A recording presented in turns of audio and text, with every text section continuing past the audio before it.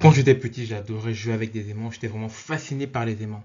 Pas dû au fait qu'ils attirent des éléments ferromagnétiques, mais principalement parce que quand je brisais un aimant en deux, à chaque fois, je retrouvais tout le temps le pôle nord et le pôle sud. Et quand je le rebrisais en deux, je trouvais encore des segments de pôle nord, pôle sud, pôle nord, pôle sud. Et je me disais, mais comment c'est possible d'avoir ça? Parce qu'au début, tu as le pôle nord et le pôle sud. Tu divises un pôle qui était de base nord. Il se transforme en pôle nord et sud. Et deux morceaux qui au début s'attiraient, parce que là on avait, qui étaient vraiment collés ensemble, au début parce que c'était ensemble. Et plus tout d'un coup, quand tu brises le matériau, ça se répulse. Qu'est-ce que ça veut dire? Ça veut dire que tu as généré un pôle sud et un pôle nord. Et c'est également vrai pour le deuxième morceau. Et je me t'ai cassé la tête quand j'étais jeune pour comprendre ce phénomène. Mais clairement, c'est impossible à comprendre si tu es encore en secondaire ou si tu n'as pas des notions plus avancées en maths et en physique. Donc, dans cette vidéo, je ne vais pas t'expliquer l'origine du magnétisme. Je ne vais pas non plus t'expliquer pourquoi est-ce que quand tu sépares un aimant en deux, tu as un pôle nord, un pôle sud.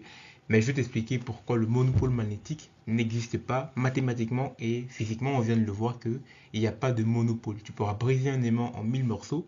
Tu trouveras toujours pôle nord, pôle sud et tu ne vas jamais trouver un seul pôle. Il y a même des scientifiques actuellement qui travaillent à rechercher le monopôle magnétique, ce qu'on appelle le magnéton, mais pour l'instant, il n'y a pas de résultat concret. Ok, supposons que j'ai un volume. Et dans ce volume, supposons que j'ai un champ B qui sort de ce volume. Donc là, j'ai mon champ B et mon champ B sort de ce volume. Donc cette belle formule, on appelle ça le théorème de la divergence, le théorème de Green si tu veux. Qu'est-ce que ce théorème nous dit? Ce théorème nous dit que l'intégrale sur tout le volume, ici j'ai pris une boule, donc de tout ce volume, l'intégrale de la divergence, dans gradient produit scalaire avec V, donc le gradient c'est même un vecteur. J'aurais dû mettre une flèche ici, mais bon, ça ne change pas grand chose. Gradient, gradient produit scalaire avec le champ B, on appelle ça la divergence du champ B, est égal à l'intégrale sur la surface de ma sphère de mon champ B. Et cette quantité, on appelle ça le flux. Donc c'est quoi le flux? Je vais décomposer ça d'une façon assez simple. Donc disons que je fais un zoom un peu sur cette partie. Je zoome un peu ici, je prends une loupe, je zoome. Et j'aimerais voir ce qui se passe un peu à l'échelle qu'on appelle microscopique ou à l'échelle infinitésimale. Donc sur ce petit segment, il y a en fait un petit champ V qui traverse une toute petite surface qu'on appelle une surface infinitésimale. Et cette intégrale, en fait, l'intégrale qui n'est qu'une somme d'une fonction, ça c'est pas une fonction. Donc cette intégrale représente la somme de tous mes petits champs B qui passent à travers ma petite surface ou ma petite fenêtre ici. Et je dois faire la somme sur toute la surface de ma boule. C'est ça en fait l'intégrale de B produit scalaire avec le vecteur surface, mais en gros c'est le flux.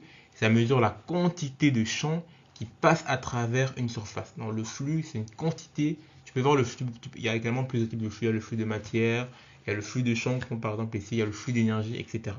Mais ici c'est la quantité de champs B qui passe à travers une certaine surface infinitésimale. Et je dois faire la somme de tout ça à travers ma surface. Donc on voit qu'ici il y a plusieurs cas de figure. Soit mon flux est positif, ça veut dire que soit cette quantité est positive, ça veut dire que le flux est sortant, ça veut dire qu'il y a du champ B, et le champ B sort de ma surface à chaque fois, à chaque instant, le champ B sort de la surface. Soit ça peut être ici, normalement, c'est censé être positif, ici c'est censé être négatif, pardonnez-moi, ici il y a même une faute, c'est pas censé être là, trop de copier-coller, donc ici c'est censé être négatif. Donc si c'est négatif, ça veut dire que le flux rentre dans le volume donné, donc dans ta surface, même pas le volume, pour l'instant dans ta surface. Donc ici, le premier cas, ça sort, dans le deuxième cas, ça rentre. Donc il y a deux cas de figure, il y a même ton flux peut tout simplement être nul. Donc avoir un flux nul, il y a deux options. Soit il n'y a pas du tout de flux, donc il n'y a pas du tout de champ. Là tu es sûr qu'il n'y a pas de champ, il n'y a pas de flux. Ou soit tout ce qui rentre sort. En quelque sorte, si tu as ta surface comme ça, tu calcules ce qui rentre comme ça, disons que tu as 10, c'est pas Tesla, dans le champ B sans Tesla, tu peux dire Tesla surface, ton flux, tu as plus 10 qui rentre, et d'un côté tu as plus 10 qui sort. Ça c'est un peu un truc qui est intéressant. Donc du coup tu as moins 10 Tesla surface.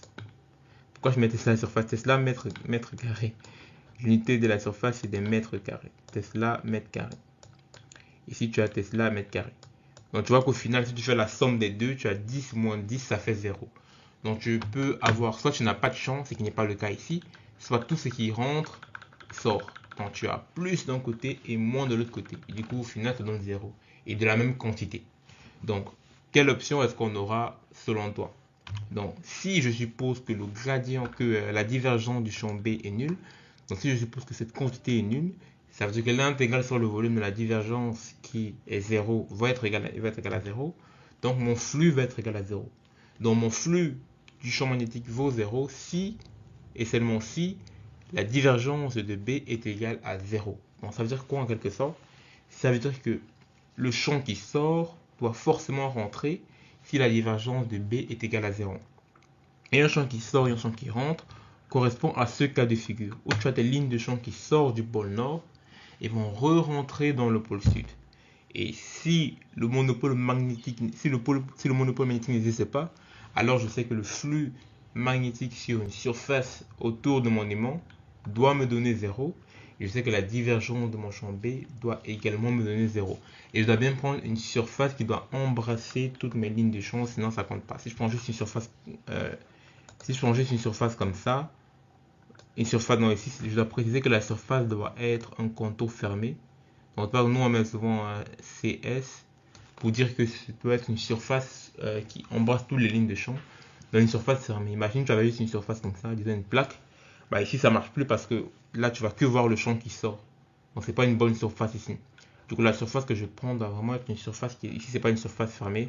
Bon, après, ça dépend. Je peux prendre un rectangle ici. Bon, moi, j'aime bien dire une surface qui va embrasser toutes les lignes de champ. Comme ça, là, tu es sûr vraiment que voilà, tout ce qui rentre, tout ce qui sort de ta surface va forcément rentrer dans la même surface. Voilà.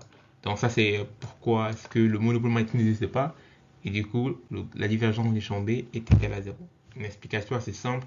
Tu peux également faire la même chose pour démontrer le théorème de Gauss qui là te dit que la divergence du champ E est égale en fait à ρ sur epsilon 0. Donc si je ne me trompe pas, la divergence du champ E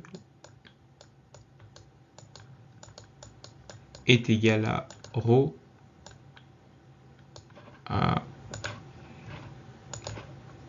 Hop, attendez une seconde, ne quittez pas la vidéo, c'est pas terminé, est égal à ρ sur epsilon 0. En fait, ça te dit quoi? Ça te dit que si tu as un champ qui rentre ou qui sort d'un certain volume, alors il existe une source, donc ça c'est la source, alors il existe une source qui l'a créée. Il existe une densité de charge dans l'espace qui forcément crée ton champ E. Donc là, la loi de Gauss te dit en fait, il y a deux lois de Gauss, il y a ce que je viens de dénoncer ici, divergence de B qui vaut 0, ou alors divergence de E qui vaut ρ sur epsilon. Celui-ci te dit qu'il n'y a pas de source ponctuelle qui génère un champ magnétique, donc le champ ne diverge pas vers un point ou ne converge pas vers un point. Il y a un monopôle magnétique pour le champ magnétique. Tandis que pour le champ électrique, il te dit que la divergence de E vaut ρ sur epsilon 0. Dans ce cas, ça veut dire que si il existe un champ électrique qui sort d'une surface ou qui rentre dans une surface fermée, alors forcément à l'intérieur de cette surface, il existe une densité de charge qui l'a forcément créée. Voilà. Donc là, c'est les deux lois de Gauss. Je pense qu'elles sont assez bien expliquées selon moi. Du coup, si je n'ai pas compris, n'hésite pas à te poser des questions en commentaire. C'était Libril. Salut, ciao.